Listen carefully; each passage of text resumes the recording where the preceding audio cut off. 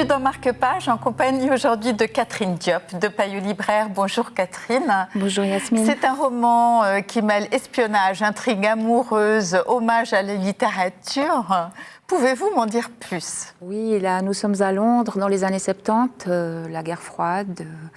Les responsables du M15, qui sont les services secrets britanniques, ont l'idée d'infiltrer le monde intellectuel pour trouver des écrivains qui pourraient écrire pour adhérer à leurs idées anti-marxistes, quoi.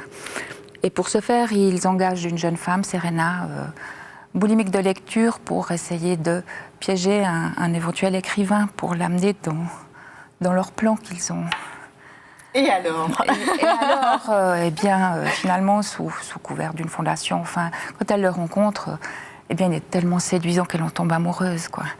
Et puis, elle peut pas dire ce qu'elle fait. Enfin, il y a des faux semblants, il y a des mensonges, il y a une intrigue amoureuse, il y a, comme vous l'avez dit, toute la littérature anglaise qui est en fait un hommage plus...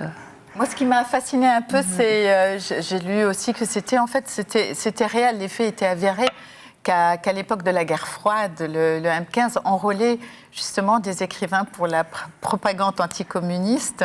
Et donc ça, je trouvais assez joli. Et le fait, alors là, bon, ça, les gens adorent, qu'en fait, l'écrivain ressemble un peu à Ian McEwan par certains traits de séduction, peut-être. Certes, oui, et peut-être par ces questions sur le rôle de l'écrivain, ses envies d'écrire de la poésie, de ne pas adhérer au système. Sur ce grand monsieur, quand même. 2 mots, hein. 2 mots. C'est un grand écrivain. C'est un grand écrivain dont j'ai plus en tête maintenant tous les titres qu'il a écrits, mais chaque fois c'est un bonheur de le lire. Considéré comme les plus doués de sa génération, anglais, donc vraiment à découvrir.